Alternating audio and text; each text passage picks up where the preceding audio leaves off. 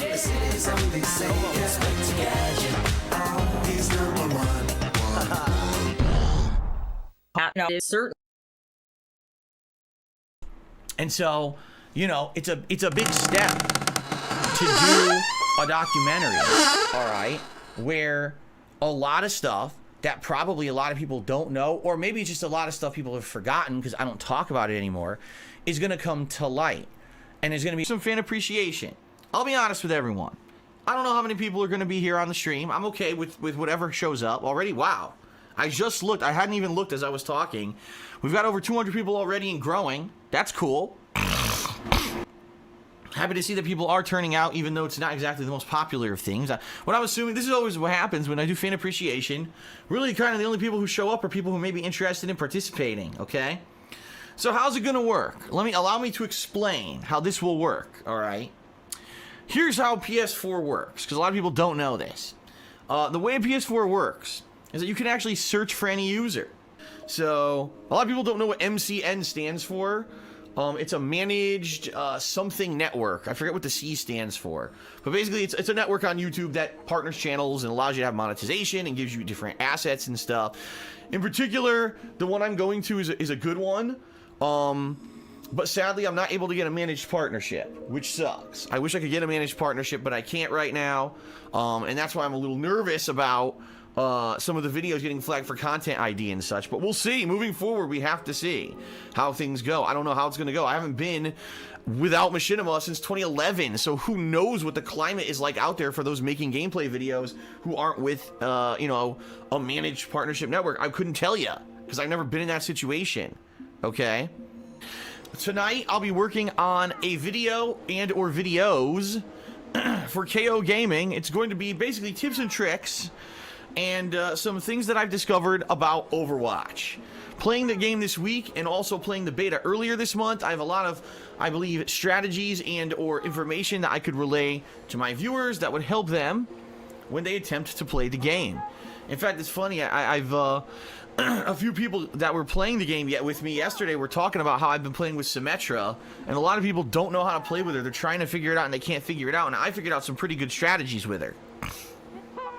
So, you know, there's a lot of knowledge, things I've learned about, like the character Mei that I played with yesterday a bunch. Some things that I've learned in regards to different game modes and how to be effective in these game modes and stuff like that. I think I'm going to make a video about all this tonight. And that'll go live on KO Gaming. That's youtube.com/KO Gaming 1. Which, by the way, finally, the popularity is dying down. You know, the one video that went viral over the past week, the Homefront the Revolution review now, is almost a week. It's a week and a half old. Not many people are viewing it anymore, although it's funny, it's still getting thousands and thousands of views a day, which is crazy because it went viral on YouTube. And I'm still getting, you know, hundreds of new subscribers on KO Gaming every day. Also, later on this month, there will be a special Machinima-related event where I'll be watching a documentary about their downfall, as well as relaying tons of my own personal stories, even showing merchandise and other things that I've had in the over 6 years that I was a partner with them. Hopefully, to reveal and talk about a lot of stuff on the internet about that company that a lot of people don't know about and or didn't know the full story of. So, the way that the mask works, which a lot of people don't know, is that it stops moisture in your mouth from leaving your mouth and infecting other people. If a mask becomes wet or damp, okay, it basically doesn't do anything. And that's why they even say when you're wearing a mask, when you're out and about during this pandemic, you have to make sure that the mask is dry, and you have to make sure that that mask, basically you have to change your mask out after like an hour to 2 hours. And I know a lot of people don't even do that or know that.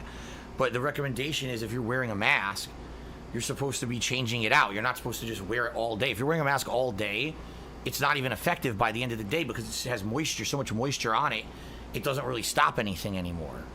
Okay?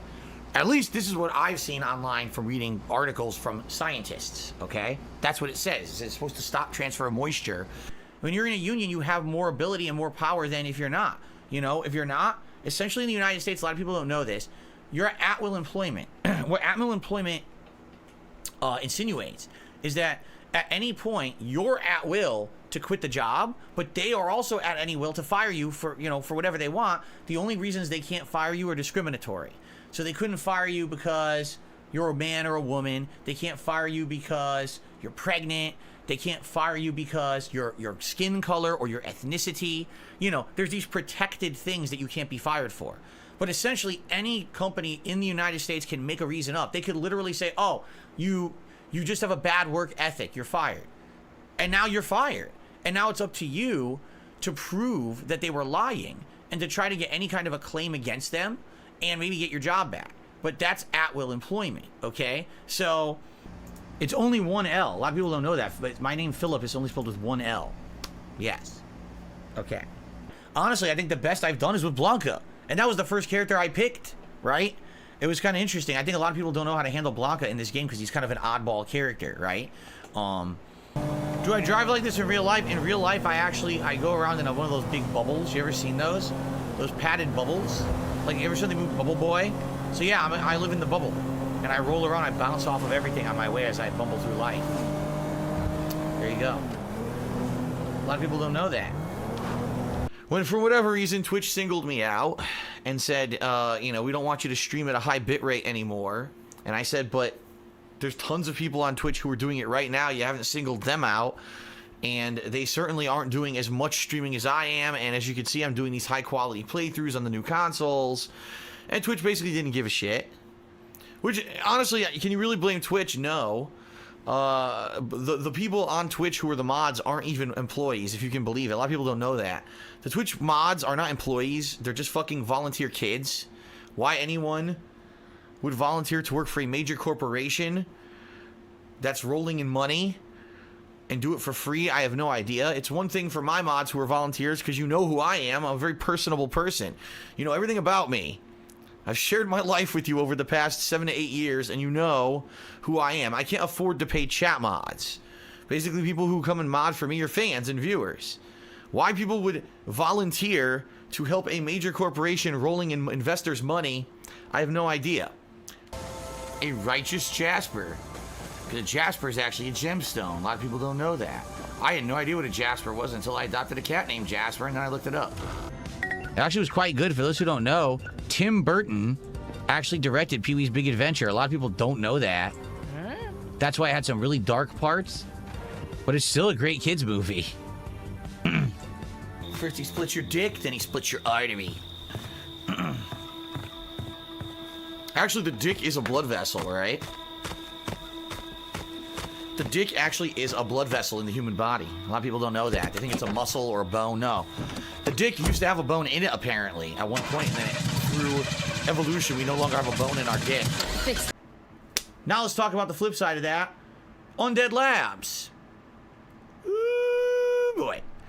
So who knows Undead Labs? You guys know who Undead Labs are? If you've heard of the company, you know all about Undead Labs and the games that they make. Raise your hand right now, your right hand, just like this, so I can get a show of who knows what I'm talking about here. Okay?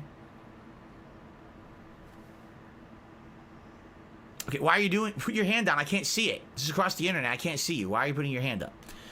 Anyway, I think the point that I'm going to make here is a lot of people don't know who Undead Labs is anyway. So Mad Max, let's talk a little bit about it. It's a movie series.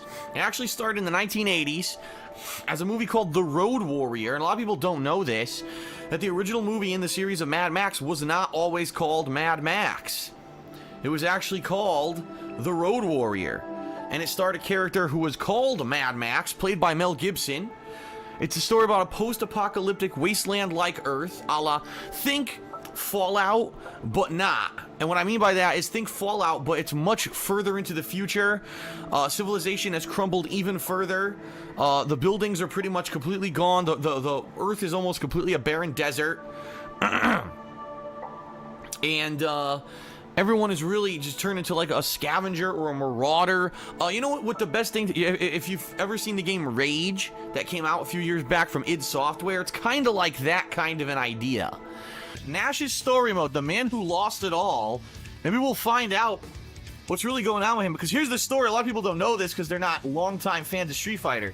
You would get a subscription to Game Informer magazine. Now, a lot of people aren't aware. Game Informer is owned by GameStop.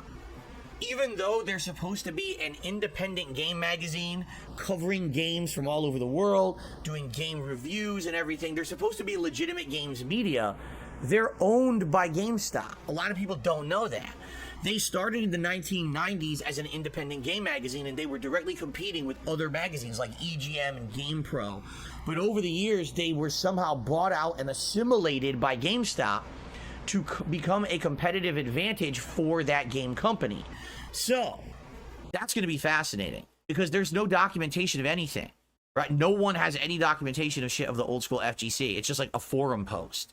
So that will be very interesting to see how much he documents and stuff like that. And then I can give my take on that shit, which will be great to add that supplementary information because a lot of people don't know about those days.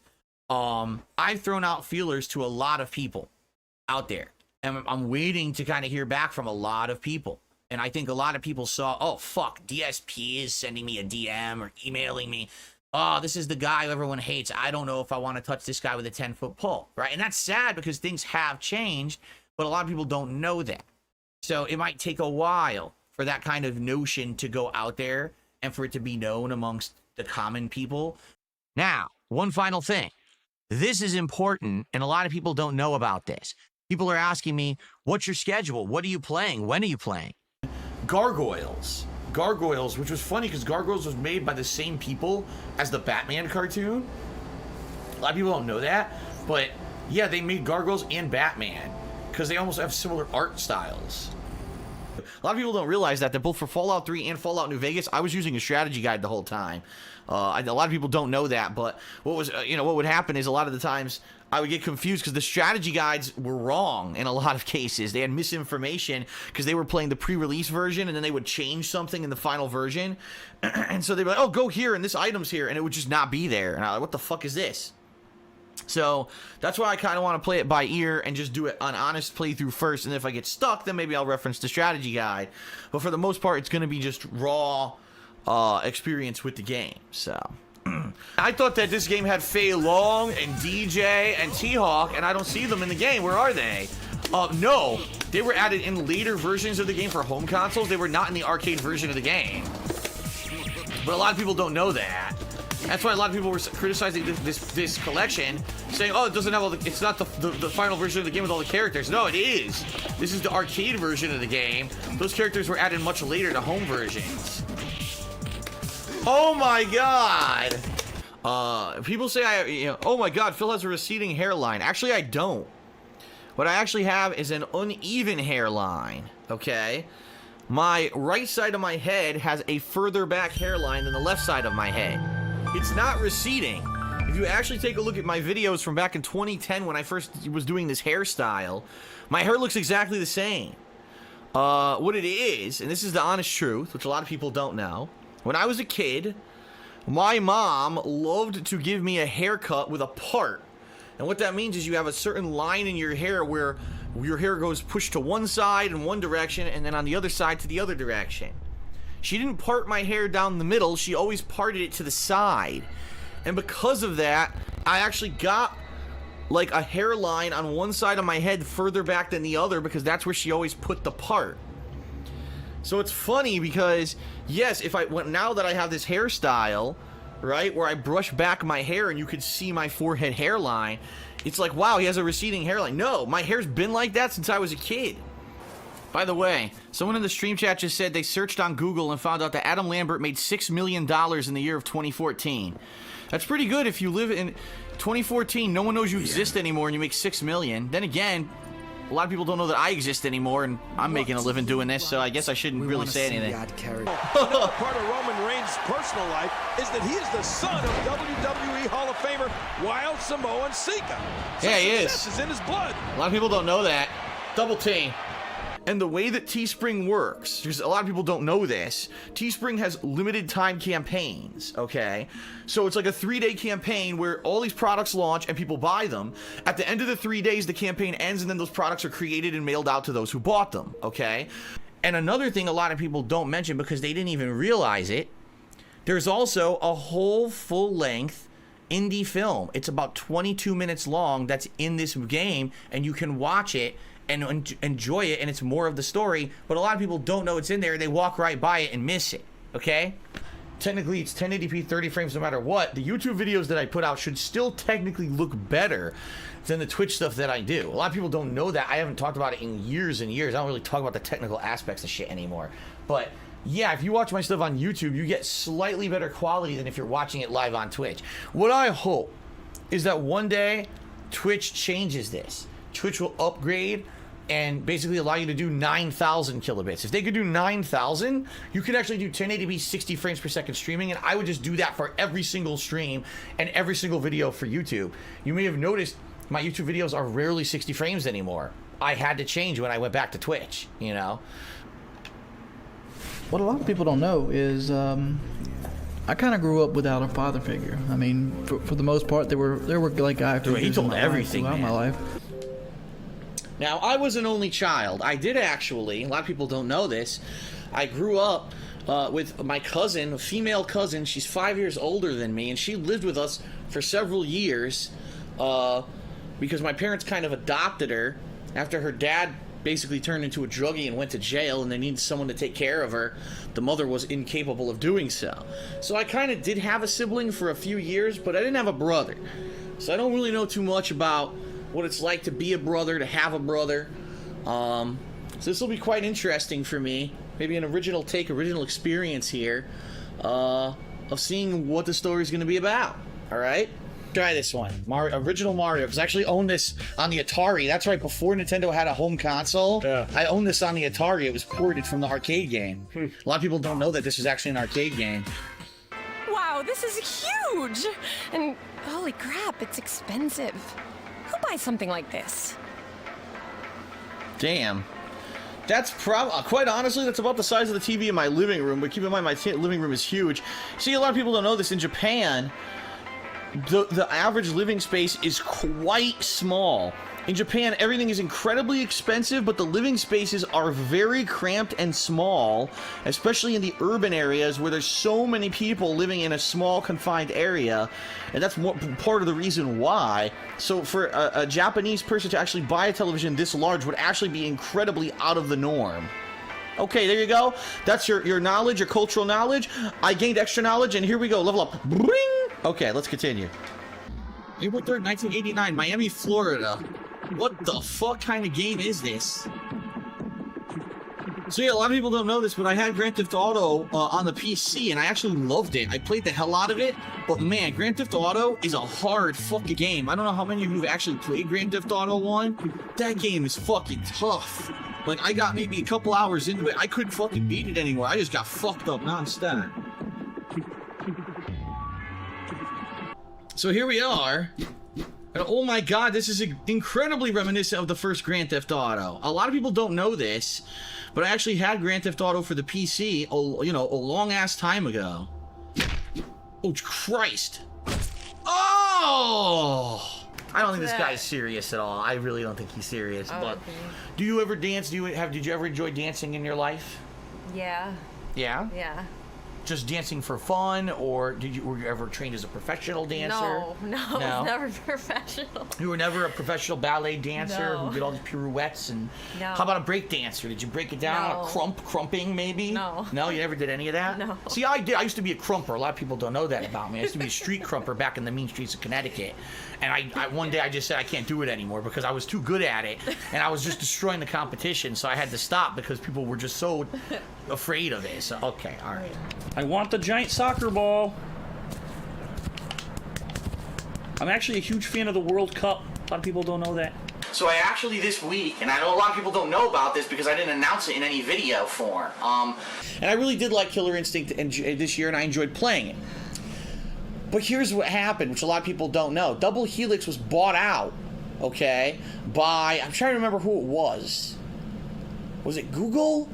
I think it was Google. Strider Hiryu, a character who was born in the 1980s by Capcom. Capcom created this character, this futuristic cyber ninja. And a lot of people don't know this, but Strider originally was an arcade game. A lot of people, you know, they played it on the NES or the Sega Genesis or Master System, but they don't realize that this game actually has its roots in the arcades. That's probably the worst fucking idea I've ever heard. There was no way that was ever going to work. No one was ever going to believe that. That is the most half-assed cockamamie stuff. And the thing is that a lot of people don't know, all right?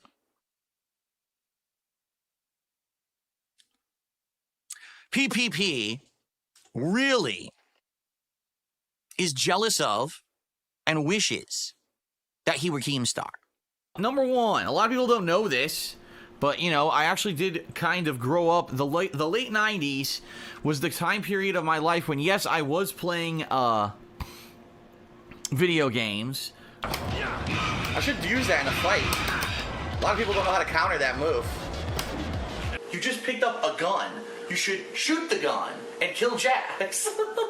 But that's just, you know, some of the things that I noticed about it. Like I said, it's like a 24 kind of a show right now. I'm wondering where the series is going. So anyway, yeah, it's been up. At this point, I've taken it down because it's been a couple days, and I do want people to see the fan appreciation matches. I get the feeling that when I don't have those videos up as the main video on my page, a lot of people don't know what the latest stuff is, and they don't check it out. Speaking of the website, thekingofhate.com, I do want to talk about it a little bit because I haven't talked about it in a couple months, and I get the feeling that because of that, a lot of people don't know about it or haven't really been following up.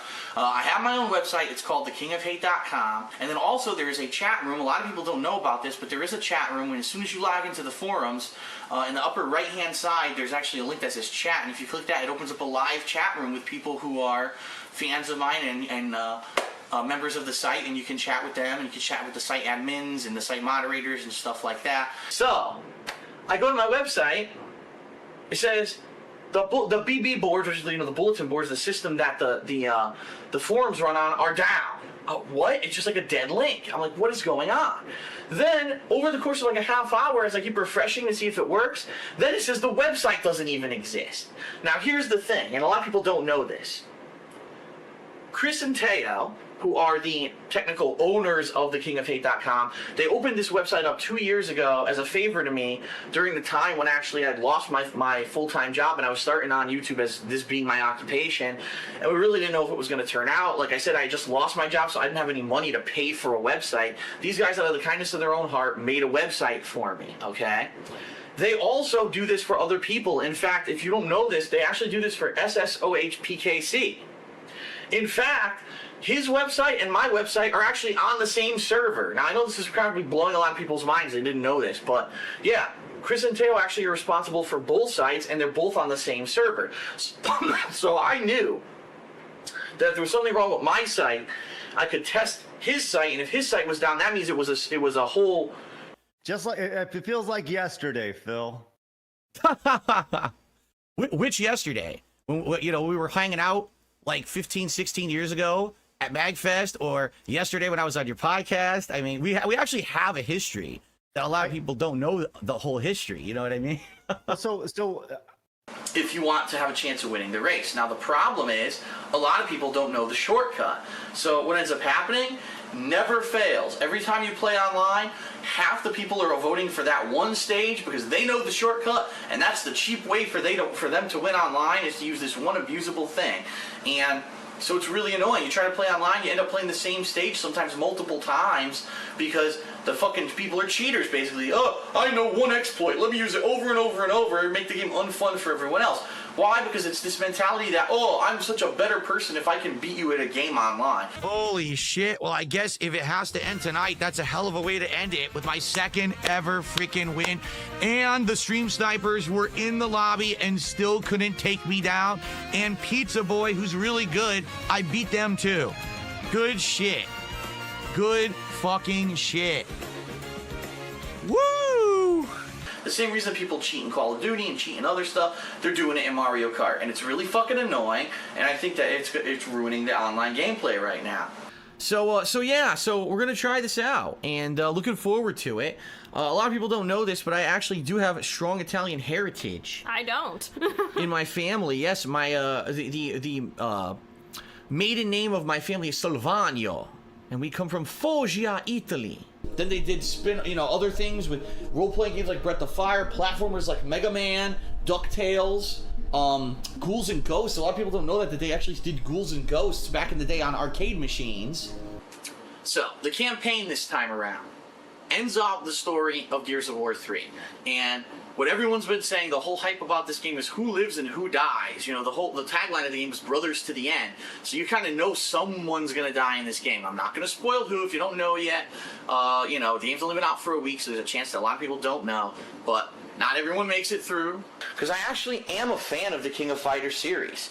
A lot of people don't know this about me, but I actually, back in the day, I played King of Fighters 94, 95, 96, and 97 pretty hardcore in my local video arcade. They actually got those games at my local video arcade. It's a really good anti-air. Well, one thing a lot of people don't know about Blanca is that he's extremely hard to get crossed up because of this. The jab up ball, I'm sorry, not the jab, the short kick up ball actually is very quick, and it's a really good anti-air. If Fry's trying to cross me up, I could do that and probably stop him. And then I got another copyright strike against DSP Gaming. Yeah, a lot of people don't know about this.